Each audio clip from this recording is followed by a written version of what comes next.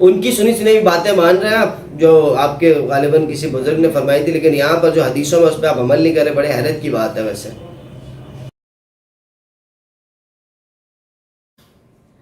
نحمده ونصلي على رسوله الكريم اما بعد فاعوذ باللہ من الشیطان الرجیم بسم اللہ الرحمن الرحیم۔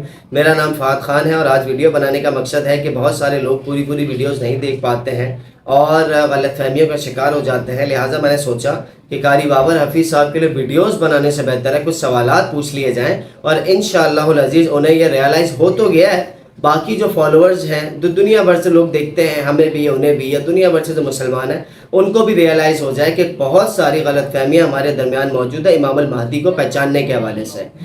تو میں ان سے کچھ سوالات پوچھوں گا اور میری ریکویسٹ ہوگی قاری بابر حفیظ صاحب سے کہ وہ ایک ایک سوال پڑھیں اور اس کا ایک ایک جواب دیں، ٹھیک ہے؟ پہلا سوال، ابن ماجہ 4088 حدیث میں لکھا ہوا ہے کہ مشرق سے کچھ لوگ ظاہر ہوں گے جو مہدی کی حکومت کے لیے زمین ہموار کریں گے۔ قاری بابر صاحب یہ کون لوگ ہیں؟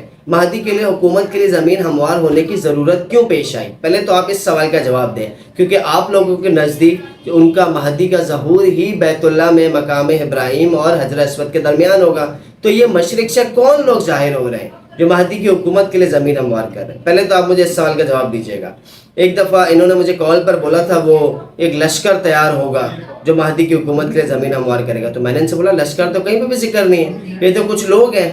اب یہ بولیں گے نہیں وہ لشکر ہی ہوگا اگر بضد ہو جاتا ہے بالفرض، تو دوسری حدیث ہے مستدرک حاکم 8659، اس میں کلیئرلی لکھا ہوا ہے، مفہوم بتا رہا ہوں آپ خود بھی پڑھ لیجئے گا، کہ امام المہدی کے ہمراہ اللہ پاک 313 جو اہل بدر جتنی تعداد ہے اتنے لوگ اکٹھا کر دے گا، حضرت طالوت علیہ السلام کے ہمراہ جتنے نہر کے پل پر تھے اتنے لوگ اللہ اکٹھے کر دے گا، اور ایک بادل کے ٹکڑے جتنے لوگ اللہ اکٹھے کر دے گا۔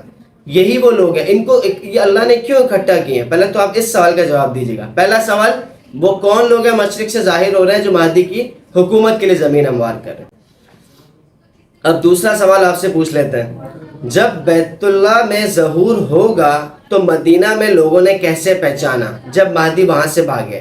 جب آپ کہتے ہیں کہ بیت اللہ میں ہی ظہور ہوگا، وہیں پر پہچانے جائیں گے، وہیں پہ ابدال ان کے ہاتھ پہ بیعت کریں گے اور یہ ہو جائے گا، مدینہ میں جب مہدی کو لوگوں نے پہچانا تو مہدی وہاں سے بھاگے، تو یہ لوگوں نے مدینہ میں کیسے پہچانا؟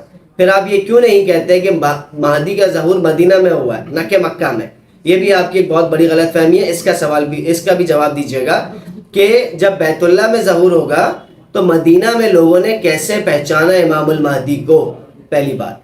اب تیسرا سوال، وہ کون لوگ ہیں جو وہ کون لوگ ہیں جو مہدی کو بیعت سے پہلے پہچان کر گھسیٹتے ہوئے لا رہے ہیں؟ جیسے 4286 ابو داؤد میں لکھا ہوا ہے فَيُخْرِجُونَهُ، عربی کانٹیکسٹ 4286 ابو داؤد میں آسان لفظوں میں لکھا ہوا ہے جب مہدی مدینہ سے بھاگے مکہ تو وہ ڈائریکٹ مقام ابراہیم اور حجر اسود کے درمیان نہیں پائے گئے ہیں، مہدی وہاں پر چھپ گئے ہیں اور لوگوں نے زبردستی مہدی کو ایک جگہ سے نکالا ہے جہاں پر مہدی چھپے ہوئے ہیں۔ محمد قاسم تو وہ ظاہر آ ہی جاتا ہے، جہاں پر مہدی چھپے ہوئے وہاں سے لوگوں نے کیسے پہچانا بیعت سے پہلے؟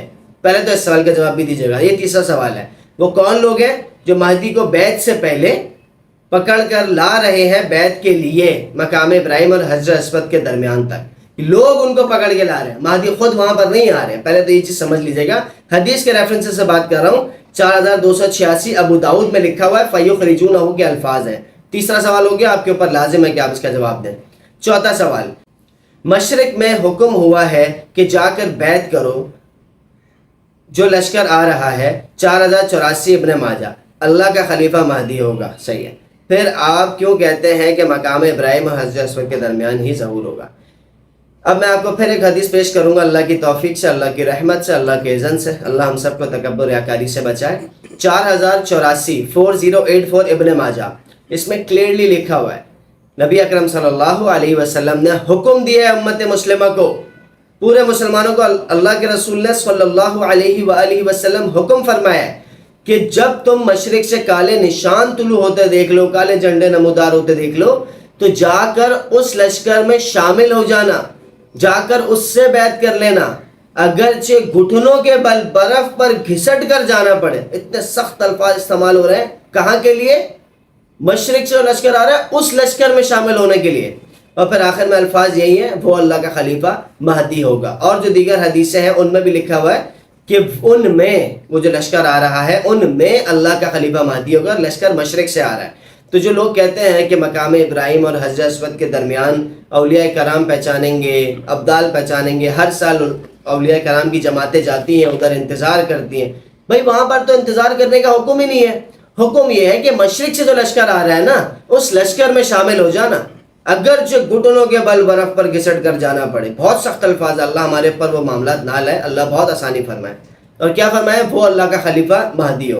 5واں سوال، آپ اتنی ساری نشانیاں تو مان ہی نہیں رہے، زبان پر لکنت، ہاتھ کا ران پر مارنا، دائیں رخسار پر تل موجود ہونا، دائیں رخسار پر تل کا موجود ہونا، بنی اسرائیل جیسا دکھنا، تو کیا گارنٹی ہے کہ آپ شجرے کو بھی مان لیں گے؟ پہلے تو آپ مجھے یہ بتائیں آپ نے شجرہ مانگا کیوں؟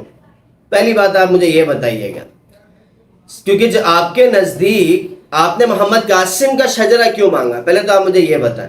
آپ کے نزدیک تو امام المہدی کا ظہور بیت اللہ میں ہونا ہے، تو کیا آپ کو پتہ چل گیا کہ آپ کی جو سرچنگ ہے اللہ کی توفیق سے، جو آپ کی جو تحقیق ہے امام مہدی کے حوالے سے امام مہدی کو پہچاننے کی وہ غلط ہے؟ اگر یہ بات پتہ چل گئی ہے آپ کو کہ یار آپ کا طریقہ غلط ہے امام مہدی کو پہچاننے کا، تو پھر آپ پہلے ایکسیپٹ کریں کیمرے پہ اس چیز کو، ٹھیک ہے؟ اور مجھے امید ہے انشاءاللہ آپ بڑے اچھی شخصیت ہے اور آپ ایکسیپٹ کریں گے اس چیز کو انشاءاللہ، کیونکہ باقی اوپر حدیثوں کا آپ جواب نہیں دے سکیں گے، اللہ کی توفیق سے مجھے پوری امید ہے۔ تو آپ پہلے ایکسیپٹ کریں اس چیز کو کہ آپ لوگ کا طریقہ غلط ہے مہدی کو پہچاننے کا، پھر ہم شجرے پر بھی انشاءاللہ آپ سے بات کر لیں گے۔ اور ایک ضعیف روایت میں بھی ملتا ہے، غالباً کتاب الفتن کی ہے، میں دیکھوں گا اگر آسانی سے ہوگا تو اس کا ٹکر بھی آپ کی اسکرین پر چل جائے گا، کہ جب مہدی کو لوگ وہاں پر پکڑیں گے نا مقام ابراہیم اور حجر اسود کے درمیان، تو مہدی بولیں گے میں تو انصاری ہوں، وہ اپنا شجرہ نہیں بتائیں گے۔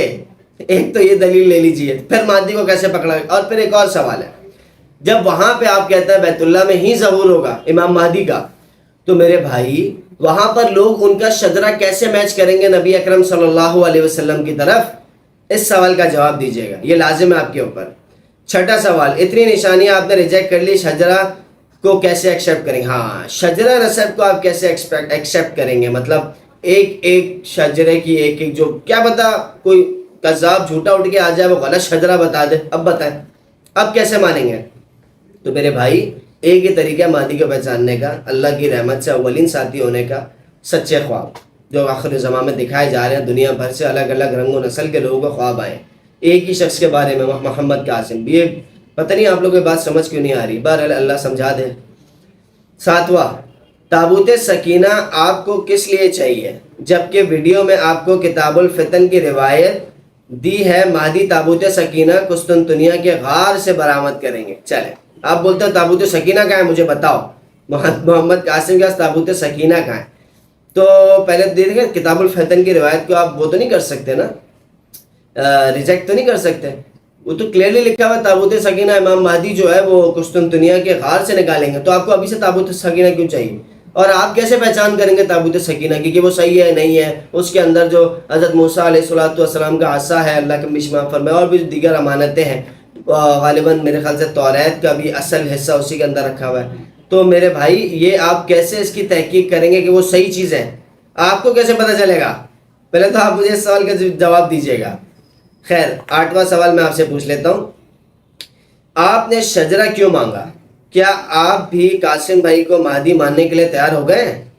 پہلے تو آپ اس سوال کا جواب دیجیے گا، کیونکہ وہی والی بات میں نے بھی آپ سے پوچھ لیا کہ آپ لوگ کا تو یہی ہے کہ بھائی آپ لوگ کا یہی کانسیپٹ ہے نا کہ مہدی کو جو ہے مقام ابراہیم حجر اسود کے درمیان پہچانا جائے گا، تو آپ نے محمد قاسم کا شجرہ کیوں مانگا؟ خیر،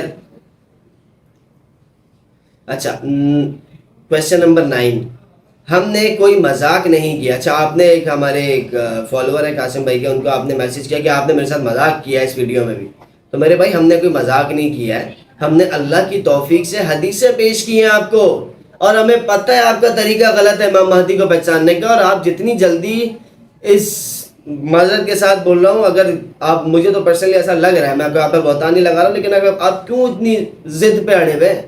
بھائی ایک چیز ہے حدیثوں میں اور آپ کا پیٹرن غلط ہے تو آپ ایکسیپٹ کر لیں۔ میں شروع میں پریشان ہوتا تھا کہ کیا میں اپنی بات سمجھا نہیں پا رہا ہوں، یا ایسی کیا وجہ بن رہی ہے، قاری بابر صاحب کیوں نہیں بات کر پا رہے ہیں؟ پھر جب آپ نے وہ 4,286 کی حدیث آدھی بیان کی نا، وہاں مجھے اندازہ ہو گیا اللہ کی رحمت سے کہ آپ کو بات پہنچ گئی ہے اور آپ کے پاس اس سوال کا جواب نہیں ہے، جہاں پہ آپ پھنسنے والے تھے آپ نے اس حدیث کو آدھا بیان کیا ہے، اس پہ ریاکشن ویڈیو اللہ کی توفیق سے بن گئی ہے۔ اچھا ایک اور سوال یہ ہے کہ آپ تو غلطی ثابت ہوئے کہ مہدی کو جو ہے ابدال ہی پہچانیں گے مقام ابراہیم حجر اسود کے درمیان میں، آپ مجھے ایک بات بتائیں کیسے پہچانیں؟ چلیں آسان سوال، اگر ابدال ہی پہچانیں گے وہاں پر تو کیسے پہچانیں گے؟ اس سوال کا جواب دیجیے گا۔ اگر کھڑی ناک کشادہ ماتھا جو بظاہر نظر آتی ہے مہدی پر نشانی تو محمد قاسم پر تو بالکل واضح، ہم کہیں گے آپ مان لیں، آپ بولیں گے ایسے تھوڑی ہوتا ہے، بالفرض کہ آپ کھڑی ناک اور کشادہ ماتھا سے پہچانیں گے، تو پھر آپ مجھے بتائیں کیسے پہچانیں گے، وہاں پر کیسے پہچانیں گے، یہ مجھے ایک بات بتائیں۔ اور آپ نے ایک اور بات بھی بولی تھی کہ مہدی کو تابوت سکینہ کا علم ہوگا، تو میرے بھائی مہدی کو تابوت سکینہ کا علم کیسے ہوگا؟ پہلے تو آپ مجھے اس سوال کا جواب کیسے پتا چلے گا؟ آپ لوگ تو محمد قاسم، آپ لوگ تو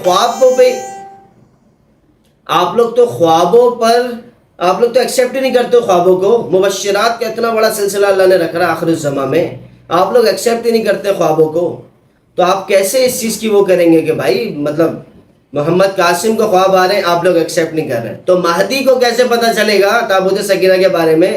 آپ کی ویڈیو موجود ہے، آپ نے بولا مہدی کو علم ہوگا تابوت سکینہ کا، کیسے ہوگا؟ میرا یہ سوال ہے آپ سے۔ اچھا کیونکہ خوابوں کو تو آپ لوگ حجت سمجھتے ہی نہیں ہے نا، محمد قاسم کا خواب آ رہا ہے، دنیا بھر سے لوگوں کو خواب آ رہے ہیں، آپ لوگ اس چیز کو مان ہی نہیں رہے، تو آپ مجھے بتائیں کہ امام المہدی کو تابوت سکینہ کا علم کیسے ہوگا؟ ایک اور سوال آپ کے سامنے رکھتا ہوں، اور آپ کی ویڈیو میں آپ نے کہا تھا مہدی کو نہیں پتا ہوگا کہ میں ہی مہدی ہوں، ان کو ابدال پہچانیں گے، تو آپ مجھے یہ بتائیں کہ مہدی مدینہ سے مکہ کیوں بھاگے؟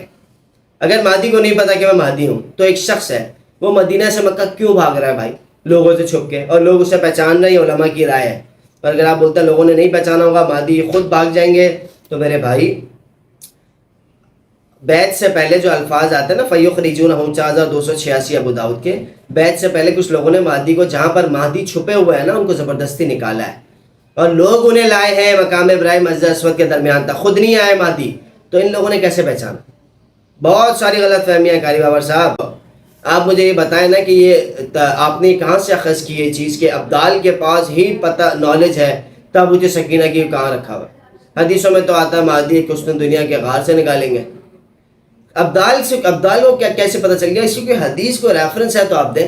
آپ نے ویڈیو میں بولا کہ مجھے کسی اللہ والے نے بتایا تھا، دیکھو سنی سنائی باتوں کی وجہ سے تو ہم یہاں پہنچ گئے، میں نے آپ کو پھر یہ بات بولی، سنی سنائی بھی بنی جائے، حدیثوں پر بات کریں، خیر ان کی سنی سنی باتیں مان رہے ہیں آپ جو آپ کے غالباً کسی بزرگ نے فرمائی تھی، لیکن یہاں پر جو حدیثوں میں اس پہ آپ عمل نہیں کرے، بڑے حیرت کی بات ہے ویسے۔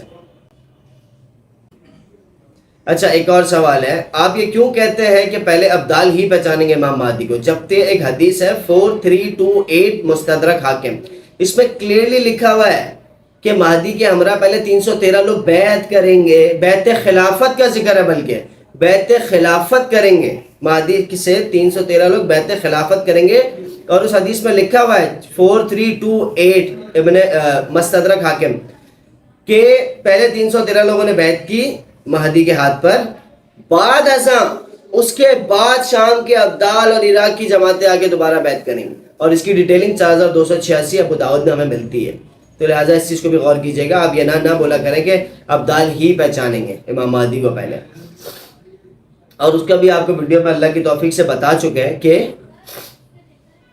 کیا ابدال کے آنے کی وجہ کیا بنی۔ 4286 ابو داؤد میں لکھا ہوا ہے کہ میرے بھائی جب سفیانی لشکر دھسا دیا جائے گا نا اس کے بعد شام سے ابدال اور عراق کی جماعتیں آگے دوبارہ بیعت کریں گی، جو کہ آپ نے آدھی حدیث بیان کی ہے، ایسا نہ کریں، ہم سب کو اللہ کے حضور پیش ہونا ہے، اللہ کو کیا جواب دیں گے آپ مجھے بتا چلے، ابھی تو آپ بہرحال پتہ نہیں آپ کی کیوں کر رہے ہیں سب، لیکن اللہ ہدایت ہے، میری تو دعا ہے آپ سے اور میری خیر خواہی ہے، اس لیے بار بار ویڈیو بنا رہا ہوں۔